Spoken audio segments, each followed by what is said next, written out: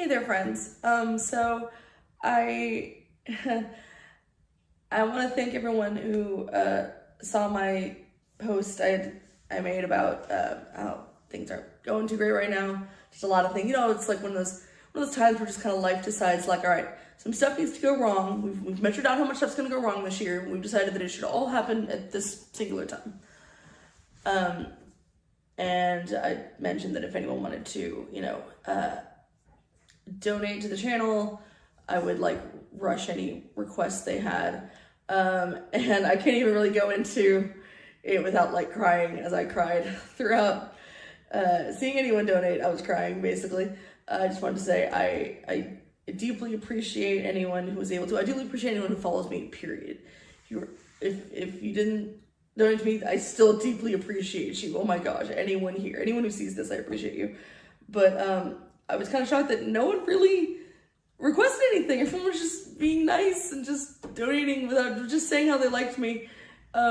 Which again, I just more crying. But one person did say that they're just like, oh, I love your Ren reaction. So I'm like, okay, well I can do that. So I decided to do a Ren reaction today.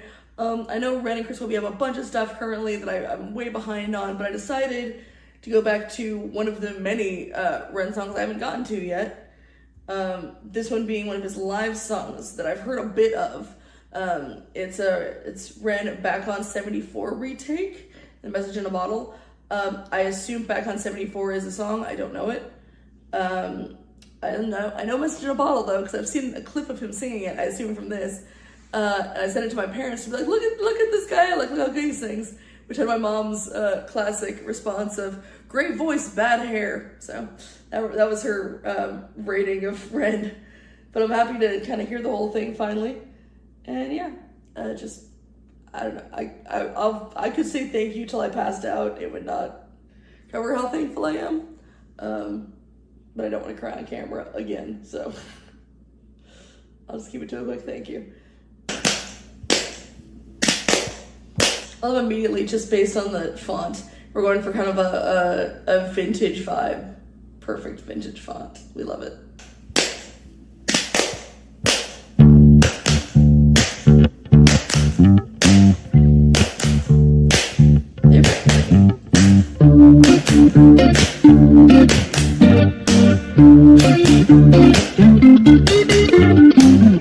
Before this man even starts singing, everything about this look is so fantastic. I mean, just like the place, the lighting of it. I love the acoustics of the place, the way that like the claps kind of echo it, the way like everyone looks, the way our bass player is dressed with the sunglasses, and everything about this is just a perfect vibe it's giving you, setting you up for whatever's about to happen. I love, it was just a live performance, but it's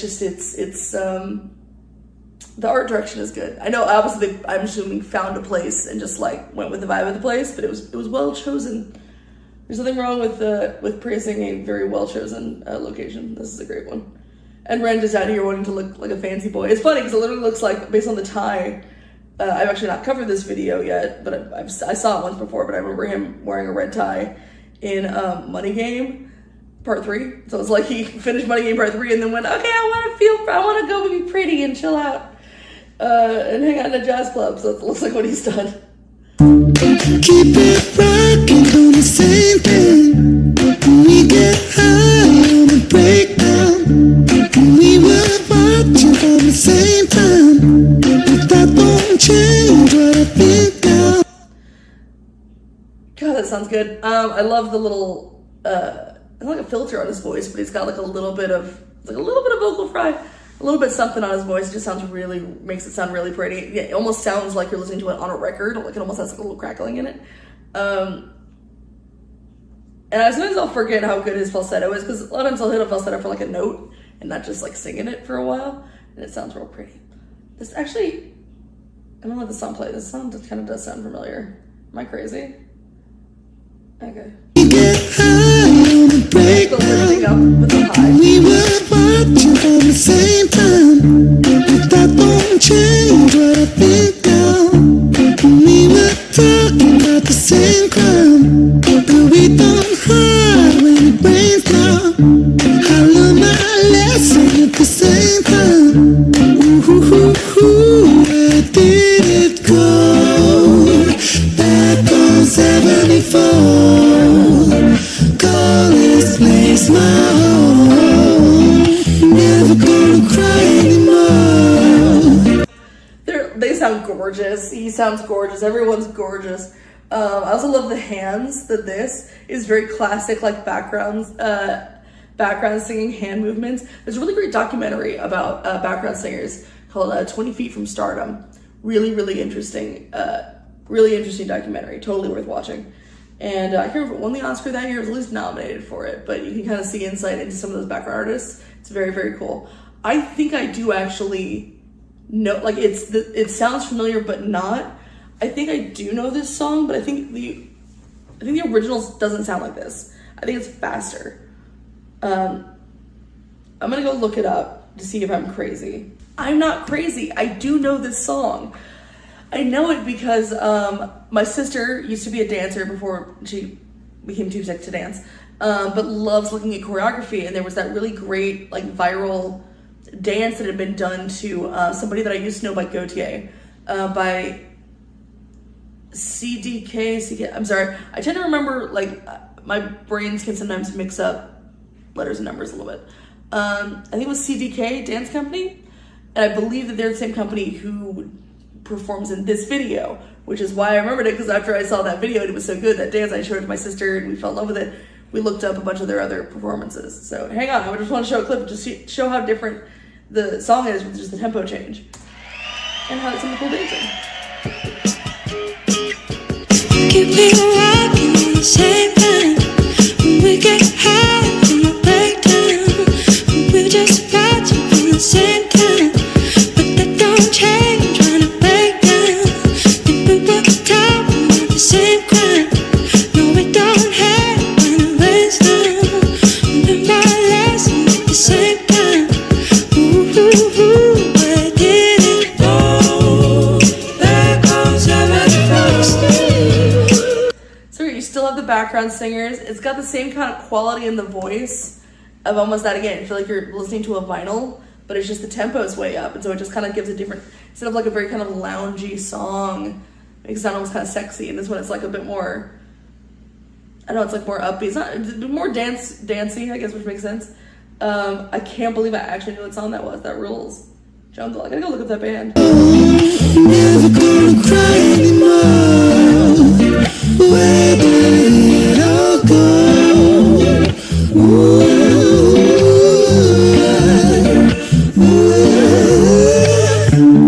Keep it rocking, doing the same thing.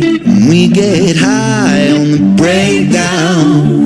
We were watching. I love that he went lower there. I love that he went to like not as low as register, but definitely lower.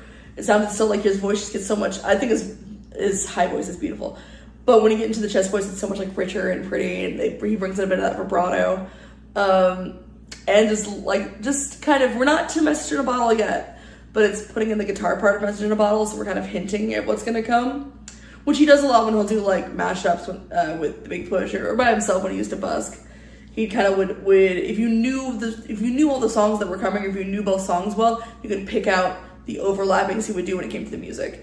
And I love putting the guitar part of Message in a Bottle in there, the like really iconic guitar riff. So pretty sounding. We get high on the breakdown. We were watching from the same time, but that don't change what I think now. We were talking about the same crowd, but we don't hop when it rains down. I learned my lesson at the same time. Where did it go? I love how you can see that Ren is trying so hard not to just start grinning, and he's smiling, he can't help it. And that's so cute because it's I talked about before how much Ren,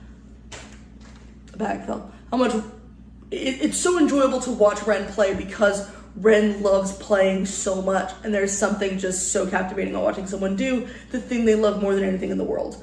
And when it comes to Ren, not only does he love it when like he just loves playing, he loves playing with people that are that are amazing. So you can tell like he's smiling because of course this sounds great. But he's grinning because like, oh my god, the girls sound great. Oh my god, this sounds great. Like he's just so happy to be playing with, you know, it's a live performance and it's going well and everyone's together. It's like it's letting him have that moment where he's less lost in the music and more can almost step outside of himself to be like, this is going very well. It's really cute to watch it happen. I like that quite a bit. I was just sitting here thinking like, man, Ren can kind of walk into any sort of club and just sort of make it work. Like he can walk into a punk club, a jazz club, a blues club, a rock club. I've never seen him do country. I bet he can do country. Just kind of whatever it is, he can walk in and figure it out. And sound and be right at home and sound just great is very, there's something real special about that. Where did it go? Where goes you? Call this place my home. Never gonna cry anymore. Where did it go? Let it go. Let it go. Let it go. Let it go. Let it go.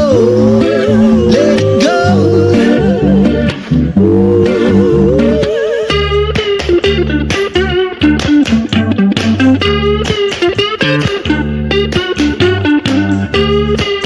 Little chicken heads, they're sitting there. The clouds again sound great. I like the paintings in the background also give kind of a vibe. They're all very like 1920s era, very Gatsby-ish. It's giving there's a I don't know if it's there anymore. I can't remember. But a million years ago when I went to like one of the 2 times I've been to New York, there was a show going on called Sleep No More, which was basically you were going as an audience member to watch. You were kind of there to watch Macbeth. You were kind of there to watch Rebecca, which I forget the author of Rebecca. It's also a very famous film, wonderful film that I love very much. But basically they mush those 2 stories together. It takes place in this warehouse where you as an audience member wear masks to show that you're not part of the show and you never speak. And you can go as free as you like. You're just free to wander. You're not allowed to talk to each other, so you're completely alone. Wandering through this kind of maze of rooms and locations and catching bits of the play. It's really wild. I loved it. I thought it was going to freak me out because I went there by myself, but it was actually one of the coolest things I've ever been to in my life. Because like you go in this elevator or go on these stairs, one room is like a graveyard, then you get off on one floor and it's like a town, and then in one place it's a house, but like if you open up the drawers, there's clothes in it, like you can touch everything. You open, there's a journal on the table, you look at it, it's full of like entries. You could go to that thing, I think, 1,000,000 times and just find new stuff every time. It's wild. And if you happen to be in the right or wrong place at the wrong time, you can literally get grabbed by an actor and pulled into a completely secluded room for a private scene. I got pulled into one by a very, very pretty maid who looked like Saoirse Ronan. But if you know Rebecca, you maybe don't want to be alone with the maid. So it was a little scary, but it was great. I think there have been some controversies about that show, probably because I think I've heard some show goers maybe try and be inappropriate with some of the people. Awful. Anyway, all of this is because literally all of that explanation was literally just to explain that the beginning part is a bar. You walk into a speakeasy and all they sell is like champagne and absinthe, and it looks just like the vibe of it is very much this kind of era, and it's making me think of that so strongly, and I wish I could go to that place again. I just wish I could go to New York again.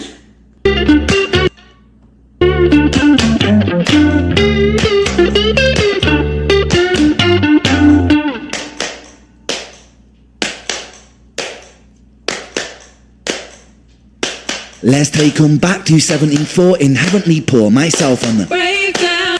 Oh, I've seen him practicing this part because I saw a TikTok of him doing this while he had like an IV in at his house, and he moved too much and it messed up the IV, which is hilarious because it's sad hilarious because that's Ren. You can see this performance so full of life and so amazing, and then know that while he was sitting there trying to figure out the lyrics and practice it, he was hooked into an IV because he's sick. Is just kind of the dichotomy of that is very humbling and sad, but also kind of darkly funny. Like, this is insane.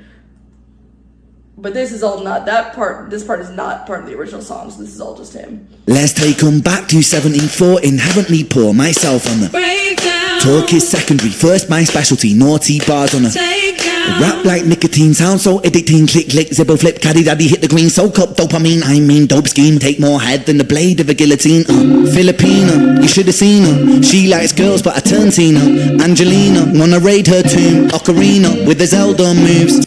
It's all very classic Ren being a silly boy. First of all, I love the girls coming in with those certain lines. Dad, oh, that sounds so good. But yeah, whenever Ren's in a silly mood, it's sex jokes and showing off what a giant nerd he is. In this case, with the Zelda and the Tomb Raider line. Very silly boy. He is 90s boy. And I appreciate it, so am I. Though I was not a Tomb Raider person, I played a little Zelda, not much. I was really into Mario. I was into Spyro. Those were my 90s video games. And Tekken, specifically Tekken 2, because you could play as a giant bear, and that was awesome. I love that soak up dopamine line. I mean, dope scheme, that's a great line. For my fellow ADHD bro, we're always after that dopamine or dope scheme. Ocarina with the Zelda moves, sound so smooth, backstrip groove, don't stay still, wanna make that move, thought for food, colour scheme nude, massive like jungle, shy but rude, and the world is yours, that's a I wonder if the Massive Like Jungle was a reference to the original artist. Probably. like jungle, shy but rude, and the world is yours, that's a Nas shout out with an awkward pause, cause the world is flawed when the power makes money and the money makes wars, and the world is more than a place in space on a spinning ball, and for now that's all, back to 1974, back on 74, call this place my home, never gonna cry anymore. Where did it all go?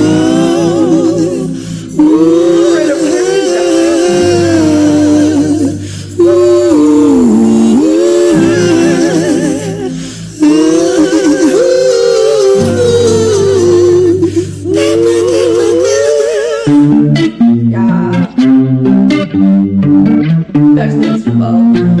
I just say, like, this whole video just feels like Ren having fun and kind of showing off a little bit of just like going and like, also I can rap, by the way, also this, just him. This is Ren just playing around, and it's so enjoyable to see because we know how, like, I love his serious songs so much. They're wonderful and they really stick with you. But sometimes it's fun to just watch the guy just get to play around, have a good time. Also, his voice, like, Message in a Bottle is such a hard song to sing. And I feel like his voice just complements Sting really well. And that's a hard voice to compliment, but it just, like, he can pull off a Sting very, like, that's awesome. Oh, there's so much bubble. Just a lonely day, an island lost at sea. Another cast away, nobody here but me. Oh, more loneliness than any man could bear. Rescue me before I fall into despair. Oh, sending out an SOS, sending out an SOS, sending out an SOS, sending out an SOS, message in the bottle, yeah. Message in the bottle, yeah.